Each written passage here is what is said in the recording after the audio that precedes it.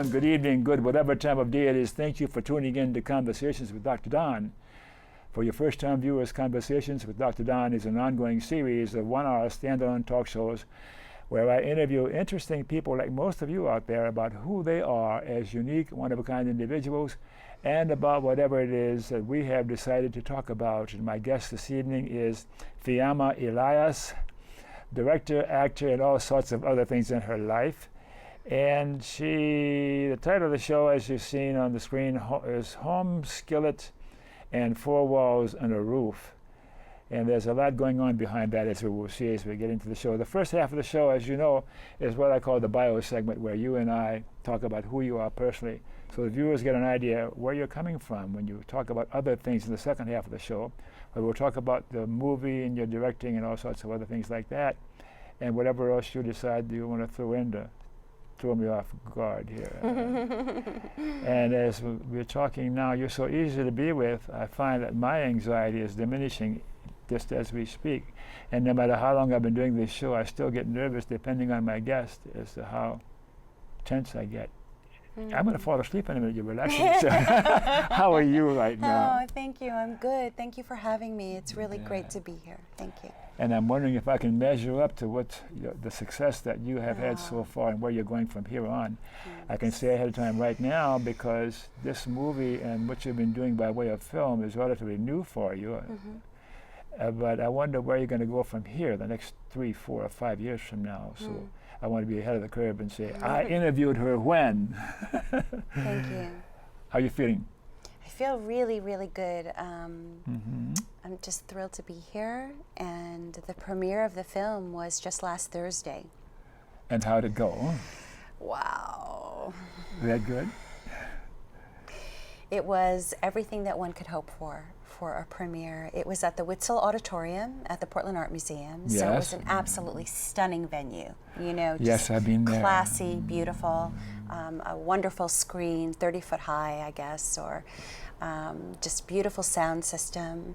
We had over 300 people, and everybody laughed in all the right places. You know, as a script writer, as a writer, you hope that people will get what you're writing, and so you hope that your characters will imbue themselves into the story so that your audience will laugh at the right moments and cry at the right moments. And we've done quite a few screenings in our process to kind of get to know our film, and I can say that I didn't watch the whole film with the whole audience because I had to leave for a few times just to get my breath, but I watched a good part of it, and people laughed in all the places, in jokes that people hadn't previously gotten, they got, and people cried, and then we had a standing ovation at the end of the show, which no one even knew I was there. I was in the back, and wow, that was a really poignant moment. I hear you. I hear you, and I can appreciate what you're saying now, because just a couple of hours ago,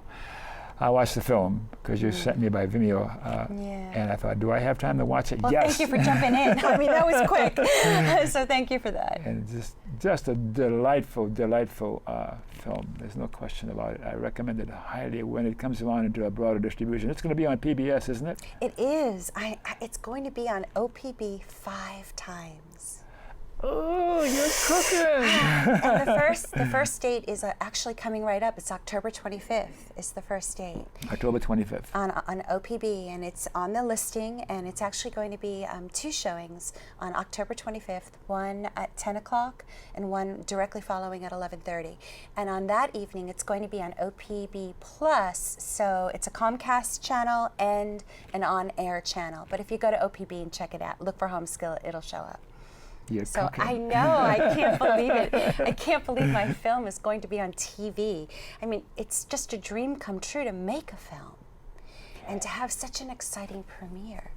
And then to have it on TV is like the cherry on the top, you know? Okay. So yes, thank you. So let's start with my usual format initially. First half of the show, 20 minutes or whatever it is, where we talk about who you are personally. Okay. And then we'll get into some of the other questions there later on. But you've seen this enough. I have. I'm just going to go with you, Dr. Don. Okay. All right. And I always have one or two trick questions for my guests. Shall I ask you a trick question now or wait till later and surprise you? Whatever you want to do. All right. All right. If I were to ask your best friend, who is Fiamma, what would your best friend say? Be your best friend and say it. Speak from my best friend's perspective, Please, who was up for the premiere. Uh-huh. She lives in LA. Uh-huh. She flew up for 2 days to be with us. Uh-huh. We have been, as of next year, 2015, we will be best friends for 30 years. 30 years. So I know a little something about what she might say. Okay, let's hear it. And her name is Tara. She's an amazing, like yourself, a gifted psychologist. Thank you. So you're both in the same, I haven't shrunk your in the head same yet. world. You're saying that. Thank you. Oh, you can shrink my head. I'm trying to keep it small, you know. Yeah. Tara would say, she'd say that I'm a communicator. She'd say that she was one of the people who I had to thank at the premiere. There were 3 people I had to thank at the premiere who were what I call my dream carriers, my dream keepers. They're people I've known for over 30 years who always knew that I was a storyteller, whether it was theater or writing or film, that's my job, is to tell stories that help people feel something and hopefully affect something in them. And that's what she'd say to you, I think. Oh, but you didn't go in the first person. So you want me to say it from the first person? Yes. Okay. So let me see if I can do this in my mind. So That's speaking okay. from We can Tara, keep going. I think that Fiamma is a communicator and Yeah. a storyteller, and whatever modality she uses, she will share a story that will make you think about things and feel something and hopefully transform something. Yeah. That's what Tara, I think. Of course, I'm going to have to show her this now, and she's going to say, that's not what I would say. So, where were you born? I was born in Brooklyn, New York. I'm a New York girl. A New York girl. I am, okay. through and through. And is it safe to ask you when were you born? Yeah, no, I was born in 1959. I'm 55. It took me 55 years to get here. I don't believe this. You're putting me on. I'm not. Jeez, I haven't fallen in love with anyone over 40 years old. My God. Mr. E, help me, my director. And anything significant about your national or cultural heritage that's worth mentioning for the viewers? Sometimes people have a comment, and sometimes you only play the American white bread. How about you? Well, I'm only second-generation American, and I think that is significant. My parents were first-generation American. Mm-hmm. My grandparents came over from Europe, some of them, a couple of them when they were quite young, to escape what was happening in Europe, which at the time was, in the 40s when there was a lot of, we're moving into the World War, a lot of fighting and Hitler and all of those things. Yes, and so my grandparents came over, and my parents were the first generation to be born. And they were the first generation to be born out of parents who didn't reach higher education, never went, my grandmother never made it past 4th grade. A brilliant woman, but never made it past 4th grade. And so my parents broke that mold, and I'm their offspring. So I do think there was a huge cultural shift happening then. Okay. And I was born in 1959. So I was born into the culture of the 60s. Oh boy. So my first 10 years were the 60s. Yeah. And there was no holding back on radio or TV. Of course, there was no internet, but there was no holding back. And so we had the radio on all the time. And I fell in love with the music of the 60s, and that was it. I was gone. It was it was a love revolution, and I recognized it. Yeah. When I was 11 years old, I went to Washington, D.C. to protest the Vietnam War with our group that my parents allowed me to go with. Oh my gosh. So so that was the culture I was born into. Yeah. It was a pretty intense time and an exciting time in our country. It was a revolutionary moment. Yes, I was born in 1928, so I know what you're talking about. 1928. The 1920s are one of my absolute passions. I so want to do a period piece a film of the 1920s. Every time I hear the music, the clothes, all of it, something just resonates for me. I must have had a previous lifetime there. I recognize it. You have brothers and sisters? I do. I'm the eldest. I have a brother who's a chef, 35 years, executive chef in Georgia. And I have a sister, my sister Sophia Elias Jameson, who was my co-producer on Homeskillet. And she's here in Portland. And she's one of my dream keepers, one of the 3 people I had to say thank you to who helped me make this a reality. Yeah. So I'm really grateful. Are they as charming as you are? Well, it's been said that when Sophia and I are together in a room with someone, it's almost impossible to say no to us. I'm convinced already. I'm convinced already. But I think it's more her than me. How do you get your personality or your ways with people from? Your dad or your mom?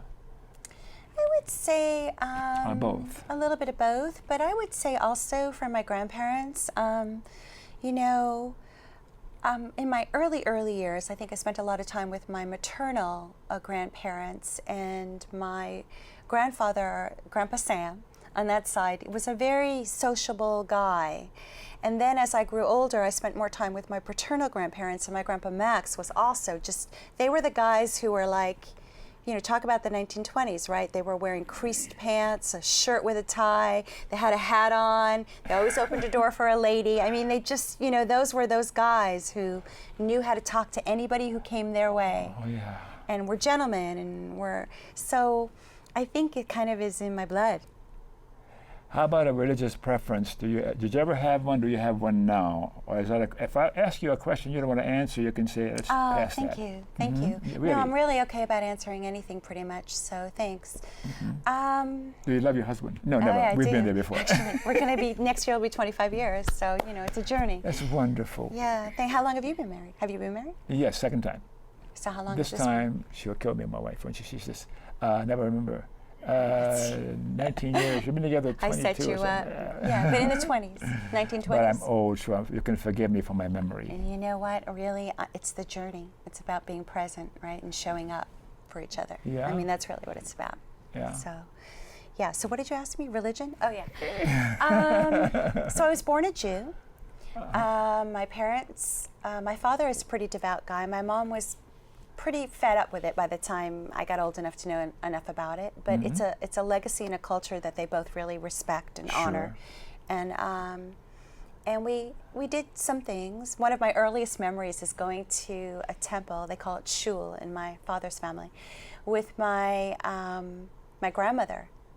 I don't even remember how old I was. I must have been like 4 or 5, and it was in Brooklyn or Queens, and the women had to go upstairs and the men were downstairs. And I remember sitting there thinking, why are the women upstairs? You know? Tradition. But I'm very proud of being a Jew. I think it's an amazing culture. But then I found my spiritual path pretty early on. And then that just took me down a whole bunch of different roads. Yes. Yeah. Like. And where are you now? You embrace a particular religion or none or all or what? Well, you know, I noticed when I was doing some research on you that you call yourself a humanist. Yes. Did you do ethical culture?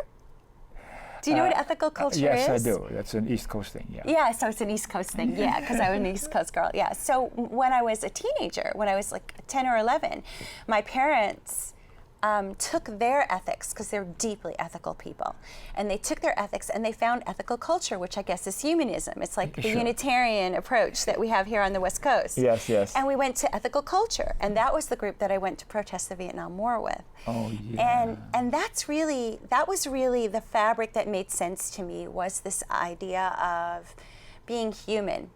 And what does it mean to be human? And how do we relate to one another as human beings? And what's that fabric all about? And that was a really great place for me, because that started me. And then I went into paganism, and I went deep into pagan and earth-related things. And then I went into Native American, and I went deep into ceremony and the Native American walk. And I would say, and then I found, you know, ETs and channeling. I mean, if you really want to jump off a cliff here with me, Dr. Don. I mean, Only I so really far. went, you know?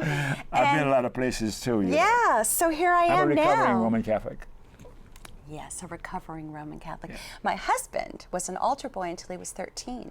Poor baby. So he brought the Celtic Roman Catholic, he brought that into our lives. And when we raised our children, we kind of created all the best of all of that into their experience. I think it's about reverence more than religion.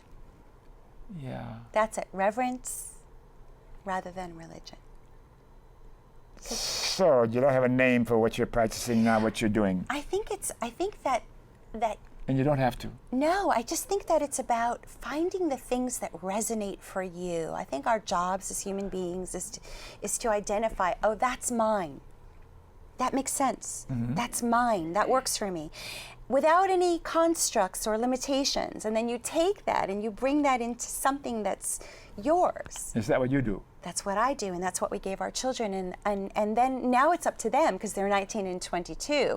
So now it's up to them to decide what's theirs. And they may throw out what we gave them. It's not ours to say. So there's no name for what you do and what you are. I would say that I'm a deeply spiritual, reverent person. What does spiritual mean? To me, spiritual means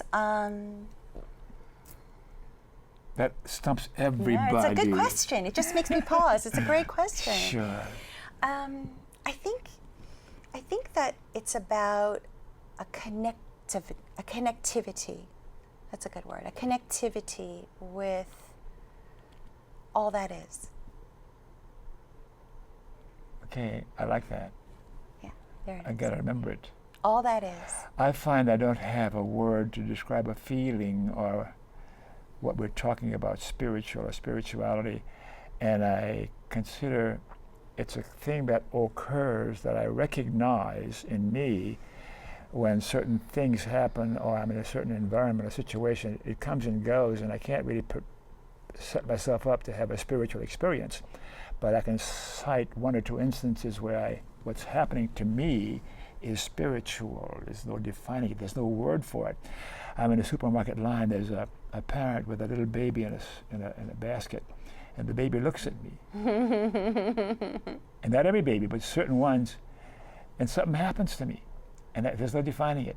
And I want to linger there, but it doesn't last too long, thank goodness, because it would lose its value. That experience is a spiritual experience. Or when I'm in a meadow in Yellowstone National Park at sunrise in the morning, nobody else around me, sitting on a big rock, and I'm watching the sunrise. Okay. I'm getting what you're coming from, where you're coming from, not from me, but So that's spiritual that for connection, me.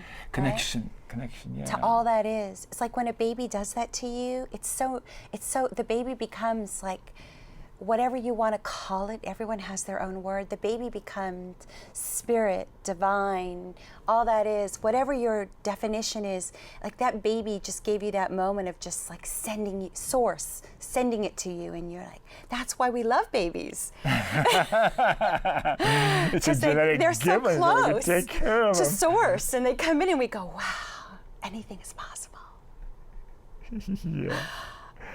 That's why let's we see have what- such a responsibility to keep them safe. Yeah. That's why we have to make cultural changes to keep them safe. And thank goodness there are babies anymore. Babies and dogs. I love dogs the same way. Animals, Animals. yeah, no doubt. Education. I've read the printed material you gave me, but let's talk about it for the viewers.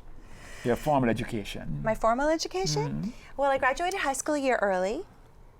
Figures. Because I just couldn't wait to get out. I hated my high school experience, except for I had a little group of friends. We called ourselves the Crew, and I worked on the yearbook, and that kept me sane. And then I went to Loyola University, Lakeshore campus in Chicago, at the Franciscan School, which was a really wonderful experience in so many ways.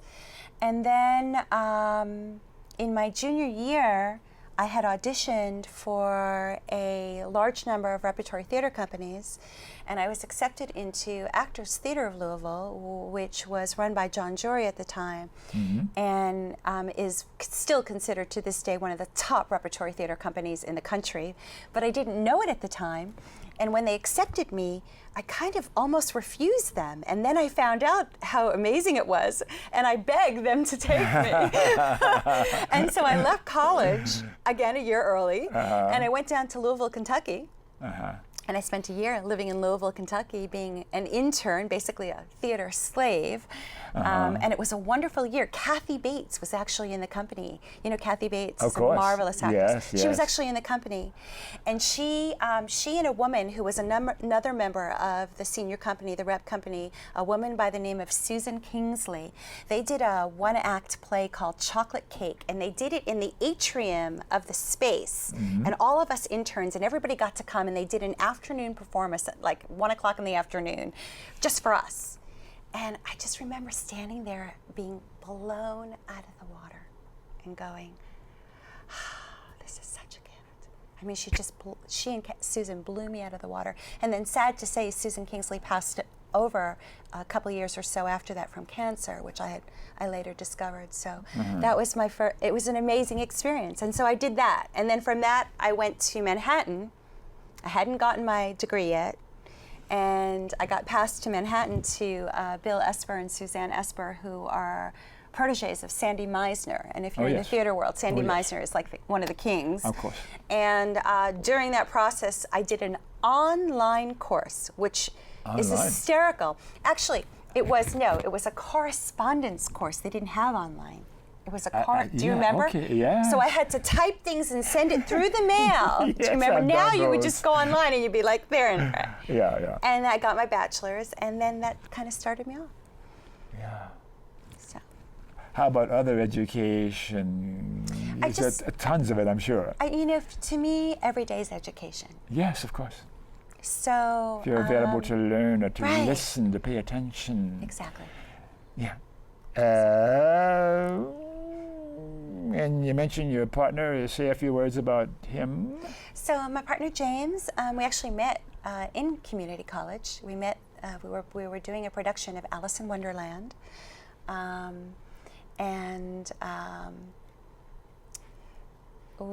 was Alice and he was Tweedledee. This is a true story. And we actually didn't hook up until after the production.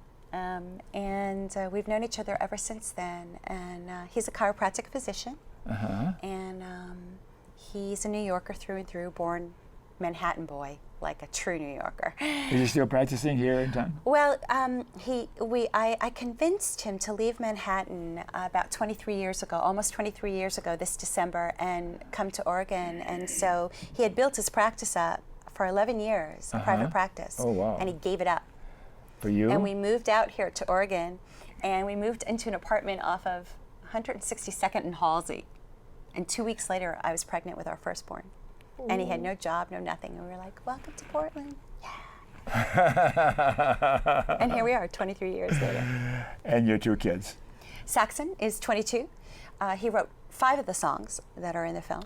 He's an amazing songwriter and a cook at a very prestigious restaurant here in town. And which he fell into. And Cooper is 19, and he is my composer for the score, the original score of the film. And one of the most gratifying moments of Thursday night was to just watch how the music deeply affected everybody. Yeah. I mean, you just watched it. Did you like the music? Oh, yes. Those were my boys. I even lingered on the credits to be sure to catch all the music, Yeah, they were 18 and 21 at the time. I'll be darned. I know. Who would have thought? Yeah. And you characterize your political persuasion, left, right, center, or what? Of course, I know what it is. You know, I mean, I just think the political system is such a farce. And Yes. I think that really, we need to really reconnect to politics for people. I think that we've lost our way in our country. It's time for the individual and the community to matter more than the dollar, Wall Street, the corporations. It's time. It's time. Maybe we can start teaching civics in school again. Yeah, for starters. you know, or art, or music, or things that really develop a soul and allow someone to develop into a fullness and a multidimensionality and a wholeness. I mean, it's just ridiculous. To me, it's just, there's an absurdity to it almost at this point. How did you get to be the way that you are? You're so vital and so sensitive. Oh, thank you. Well, so are you. It's like, you know. Takes one to know one. I know. We could be like sitting in a sandbox together. I'm sure we'd make a really great sandcastle. Time's running out, but I want to keep going with some of these questions whatever here. you want to do. Do you have any memberships in political or social or civic organizations worth mentioning? Some people do and some people don't. Well, you know, the Homeskillet journey has gotten us deep into the homeless world in Portland. And so whenever I can, you know, I try and support that. Street Roots is trying to go from once a month to weekly. Goose Hollow Family Shelter is one of the few shelters that allows families to stay together. And so we actually shot 2 scenes in there, and on my agenda is to make sure that some funds and attention and food go to that. Whatever is local, you know, this is where you stay local. You stay local with your community, but then you reach out in a broader way, but you stay local. Yeah. So whatever I can do, I feed people all the time, all the time. We fed over 200 people when we shot the film. And winter is coming, and I'm just planning on looking at that again. So, you know, those are the things that matter to me. Do people like you? That surprised you, see? I'm going to answer this like really honestly because it's going to be really funny. Or maybe not. I think that I irritate the heck out of some people. Yes, I would expect that. I think that I'm very fiery, and I kind of don't leave a situation the same as when I come in. Yeah. And I think that depending on somebody's willingness to go there, it depends on whether they like me or not. But that's how you have to know who you have to know who your peeps are. You have to know who your family is. You have to know who your friends are. And I'm so blessed to have people who really know my heart. They know who I am. And those are the ones I look to. Persons from the past are alive today that you particularly admire or look up to. Any names come to mind? What do you mean, like from the past? You mean like historical? Or? Historical or alive today. Any human beings that impressed you enough that you'd mention them right now? Well, one of my most treasured relationships through this journey is actually a history maker. Reverend Alla Renee Bozarth is her name, and she was, forgive me, Alla, if I get this wrong. Forgive me, Alla, if I get this wrong. I want to say 1972 or 1976 in Philadelphia. There were a group of, I believe, 11 or 12 women, I think 11, who broke the mold and became the first priests in this country. And it was a huge brouhaha. There were riots. I mean, they had riot police. There were riots at the church. Some bishops had gone behind other bishops' backs. Catholic? As Episcopalian, same thing. to ordain them. And Reverend Bozarth, Alla Bozarth, who's an incredible poet, was one of those history makers. And she has been such a mentor for me. She actually lives in our area. And she was one of the first people I showed the finished film to. And she is a woman who has so walked her path. She's a history maker. I mean, if you look her up, there's like all kinds of things in the paper, and it was, you know, they had the riot police out. They had people throwing things at them because people did not want women to be ordained priests. And you admire a woman like that? I admire. She's one of the women who carved the way so that me and my sisters and other women could claim that kind of power. Okay. Any other names come to mind that you don't need anymore? That's enough. Well, there are so many people I have, you know, there are so many people I admire. You know, he's not alive anymore, but I'm a huge Gandhi fan, and I was hoping you'd say that. He's guided my way, and in fact, in the film, you notice there was an ode to him in the film. Yeah. When Maggie's sitting there looking up this information, and she sees a piece of information about Gandhi, and I had to put him in, and of course the Dalai Lama, who I think is just far beyond anything. The fact that he could say we no longer need Dalai Lamas to his community, what a bold move. You know that he said you're that. You're a closet Buddhist, aren't you? I am a Buddhist. I am. I'm a little bit of all of it. Okay. It's true.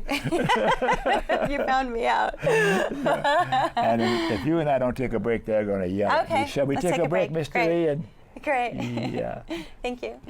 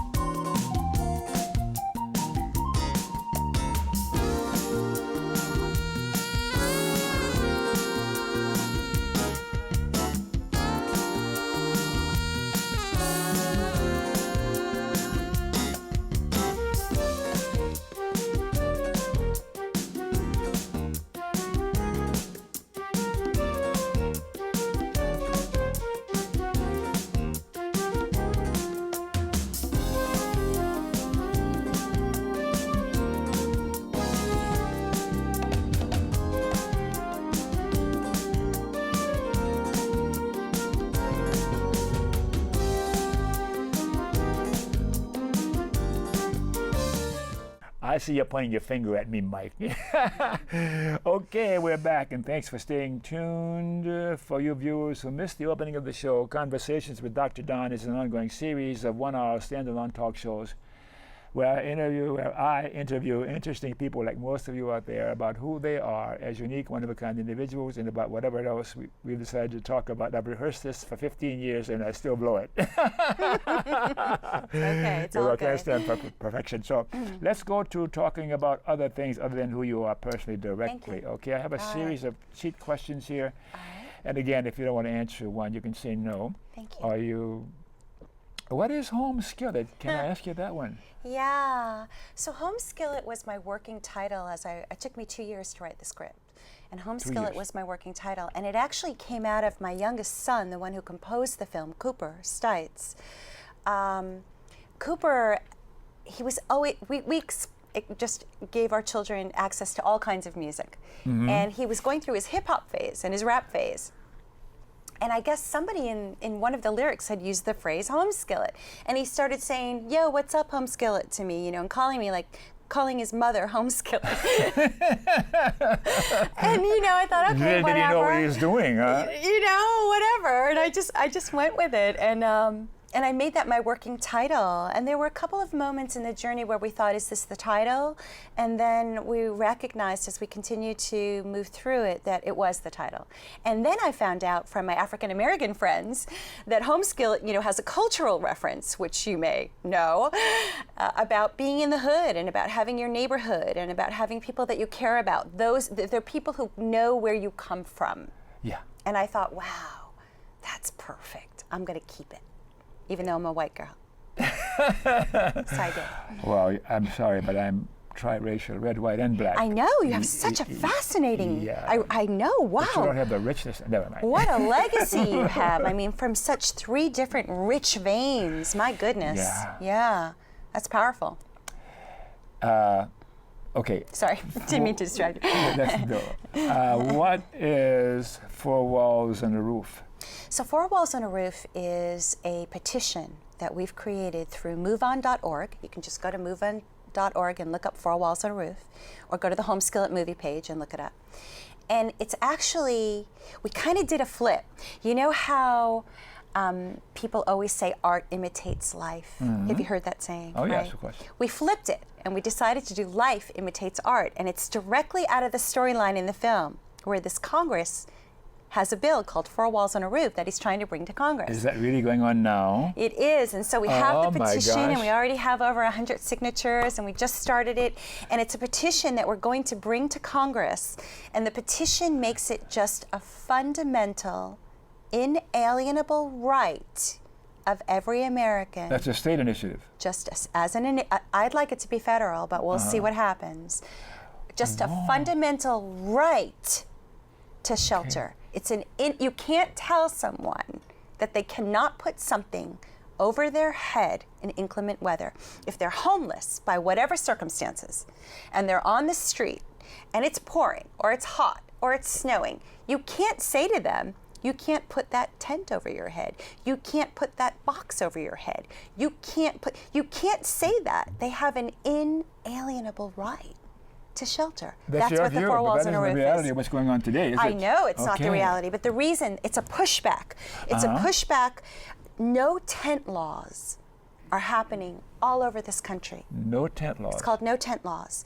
And it's the local jurisdiction's way of continuing to move the homeless out of sight and out of mind. So it isn't a birthright to have shelter in America? Well, I think it is. I think if you're born in this country and you're a citizen, or you've become a citizen of this country, and I think this is true really of all of Earth, but I'm just staying in our country, you have a right to have shelter. If you're living on the street, you cannot tell them, you cannot say to that individual, you cannot put something over your head to protect yourself from the weather. We have a democracy in this country. Why can't we have shelter for our citizens? Well, you know exactly. That's I mean, I think we have. I mean, it's a huge question, and it's a huge issue, and it brings up all kinds of things in people. I mean, I've had a lot of conversations. Yeah. But we have the answers. And I hear you. Yeah. It's just we have to look to our own people. I'm going to follow you to stay posted on what's happening with that. Oh, thank you. That would be really, really lovely. Thank you so much. Contribute to help. Thank you. Next question. You are the playwright, director, and much else. Talk about that. You think I bit off more than I can chew? You chewed it very well, and I'm digesting it. Thank you. Yeah. Oh, thanks. Thank you.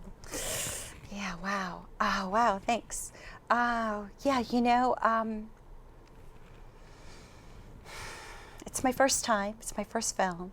So I think to some extent, I had to do it that way. I didn't plan on playing the role. It wasn't my first intention.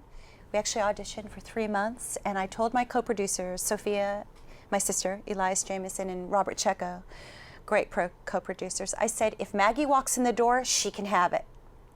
If Maggie walks in, let's give it to her. I was so ready. And Maggie didn't walk in. And after the end of 3 months, I said, I'm going to do it. And they both went, okay. And that was a whole interesting layer to the whole thing. So yeah, it was a really interesting journey. It was, Dr. Don. It was really not nor did I expect to have my children involved. I mean, honestly, if you had told me 10, 5, 20 years ago, this is how it's going to be, I would have said, yeah, right, sure, yeah, and I got a nice piece of real estate for you. Yeah. It's like on the Eastwood, a few other directors who also take the lead in their movies too. Wow, Eastwood's like one of my, talk about mentors and iconic people. You know, that's kind of one of my what would Clint do? You know, that's my WWCD. What would Clint do? Because one of the things I admire so much about him as a filmmaker is that he really cuts away the fluff. He gets right down to the skeleton. And so I really, really referenced him in the editing process when I really wanted to get down to what is essential in this story to keep the story moving forward. So he really guided me, you know, although he doesn't know it. Although one day I really hope to be able to tell him this to his face. So, yeah. But you heard it here first. Okay. Yeah. What possessed you to take on something of this import, something this significant, this project, this film, and all that's behind it? What possessed you to do that? Something in your makeup, something you got from somebody. The homeless thing has always been a part of my life because I'm a New Yorker. Okay. And I remember some of my earliest memories are of homeless people. And honestly, from the very first moment I saw homeless people, I didn't get it. Like everyone gave me all kinds of reasons and excuses, but there was something always that fundamentally went inside of me and said, I just don't buy it. Something's not making sense here. So it's been an issue I've carried with me. Actually, one of the reasons I left New York when we did was because at that particular time the homeless situation was so overwhelming that I would come home from every day of being on the subway and on the streets so depressed. I didn't have any protective mechanisms up, and I would be so sad, so so filled with the sadness of who we are as a people. So it's an issue that's carried me. And then when I had my children as a mom, as a parent, it was like, wow, I can't leave this world to my kids. I've got to do something to make this a better world. So this has been an issue that's stuck with me. And then the idea came about the story.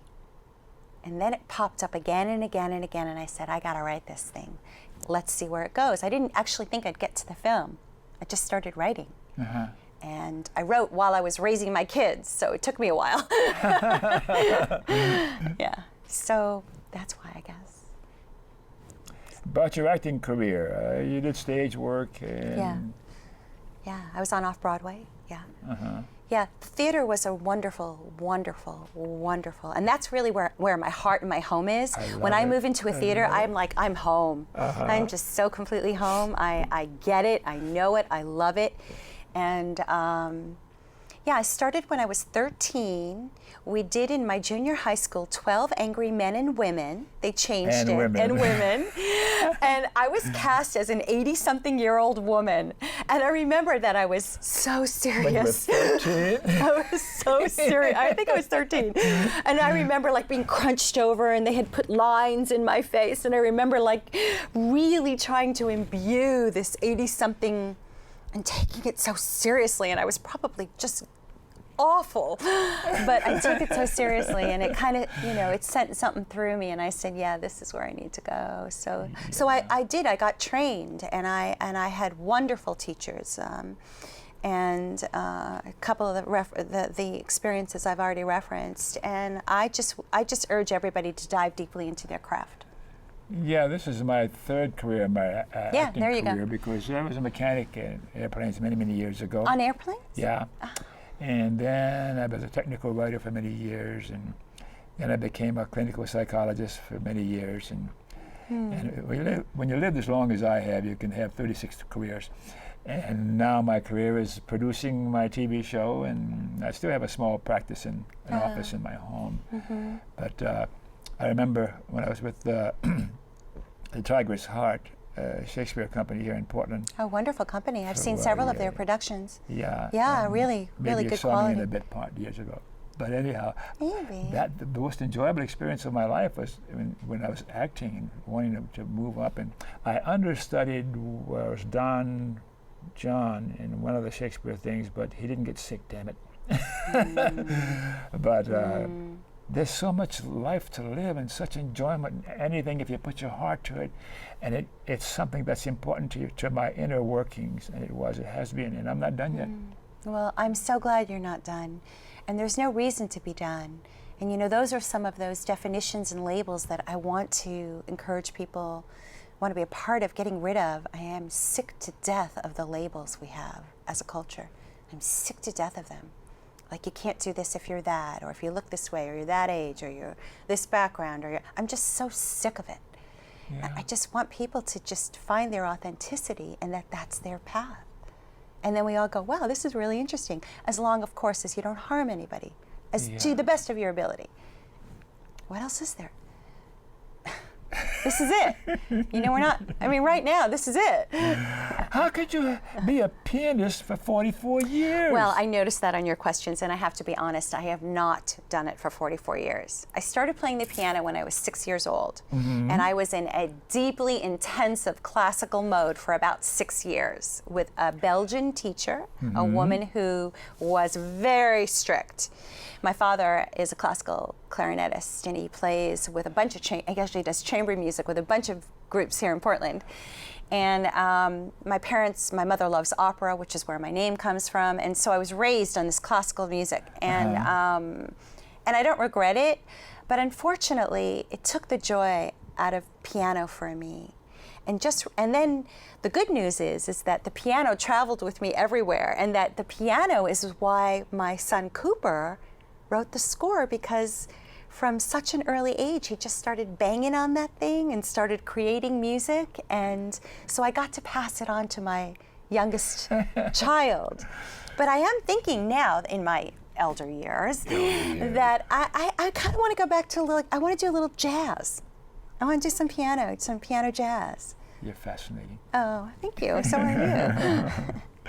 We all are. And a horsewoman. Yes. What does that mean, a horsewoman? Yes, so when I was For you. 13, I got my first horse, and I didn't know anything, and I didn't have the right support. And to this day, I always like etherically apologize to that animal because I don't think I took care of her the way I was supposed to. It was a mare I named Renaissance.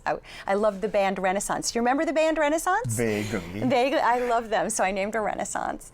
And then that kind of went away, but I always, at every opportunity, whenever I could ride, I would ride. And then about 7 years ago, we live on a couple of acres in outer Southeast, and I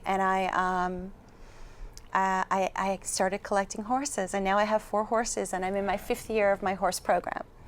Really? Yeah. You're all over the place. Yeah. It's been fascinating. What's their names? So the eldest one, who's like 30, he's an Arabian, is Mickey, and he came with that name. And after him is my Apithero Cross, Kodiman. He's my Rastafarian horse, and he's about 20. And then there's Loki, who was named way before Thor became popular. He was named Loki, who's my Paint. He's 13. And then I have a miniature horse named Fire, who also came with the name, who's 9. So I have four equine family members. Unbelievable. Yeah, they keep me pretty grounded. Do you have a relationship with each one? Oh, yes.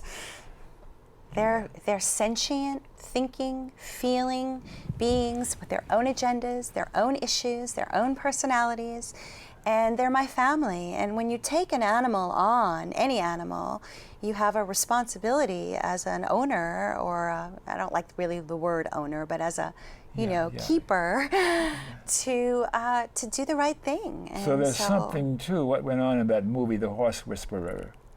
Yeah, that was kind of fun to do that. That was actually Loki and Fire who starred in my film. They didn't know they were going to have starring roles in the film. Yeah, it was kind of fun, but it fit. It worked beautifully, and of course, people who don't know now, maybe some other people will know, but yeah, it was fun. It was fun, and yeah, I have a huge responsibility, and I'm grateful for them every day.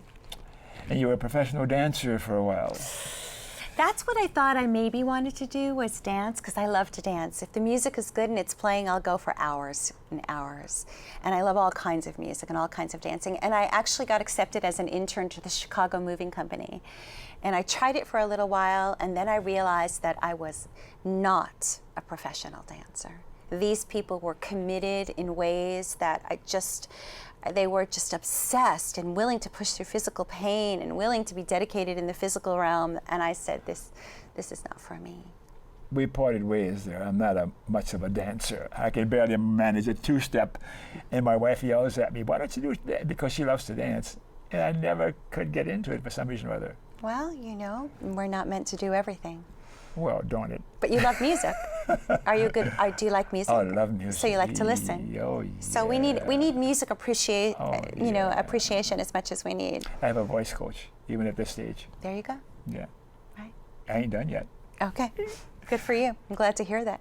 Has your research on creating HOMESKILLET affected you in any significant ways? Oh my goodness, so many ways. Uh-huh. I mean, yeah. It's homeless. Actually had a wonderful opportunity.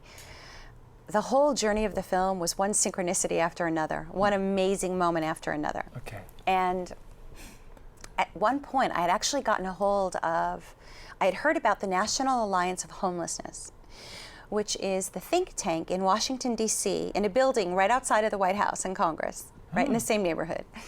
And this think tank sort of sets legislation for Congress. So they will work on legislation that deals with this issue of homelessness. And, it's adjunct to economic prosperity in America. And the executive director, is a woman named Nan Roman. And one night at around 5 o'clock our time, because they're East Coast, right? Yeah. So, maybe it was 2 o'clock our time, 5 o'clock their time.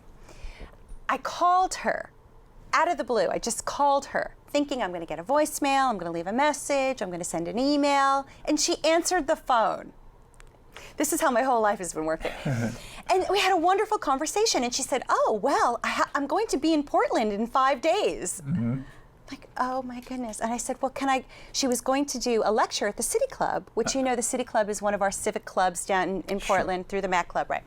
And she said, I'm going to do a lecture about homelessness, a talk about homelessness. And I said, can I come? And she invited me, and I actually handed the film off to her. And I've been in communication with her in her office. And she really educated me about why homelessness is the way it is in our current time, how it got created, what we can do about it. And the more I dive into this subject, I realize how interconnected it is in everything we do as a culture, on the cultural level, the economic level, the political level, the social level.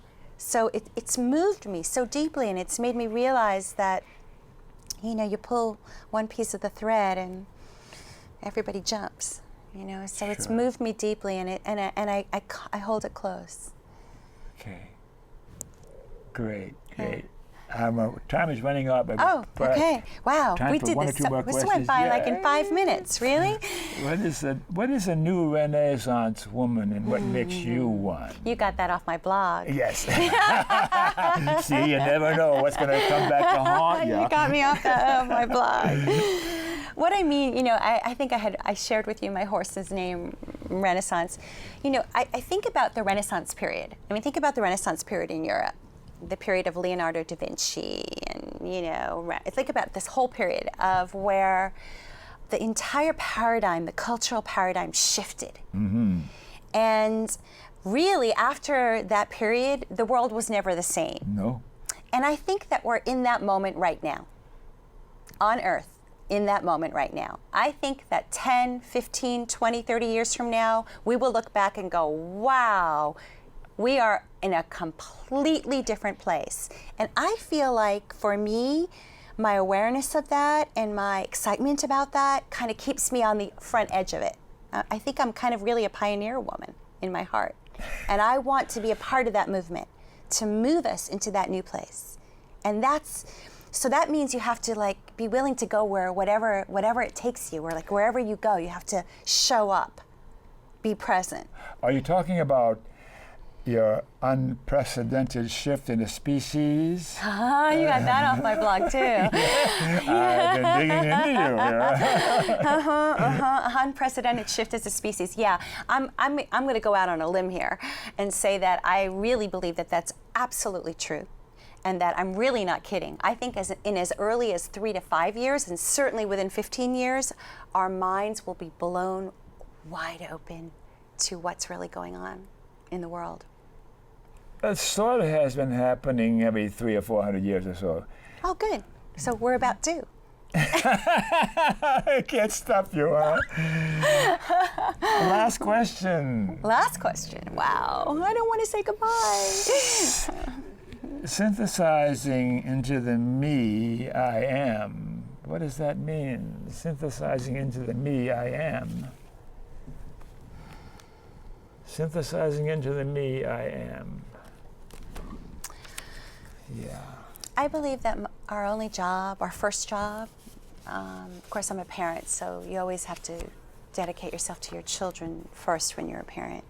But really, only if you're healthy. So I guess it really is you first. I think that our job as human beings is to figure out what our gifts are and what our ownership is. And what I mean by that is like, it's kind of that thing we were talking about earlier about how do you know that it's yours?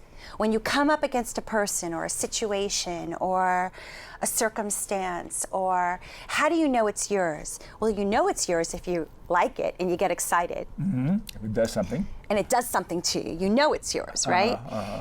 And you know it's yours if it flows.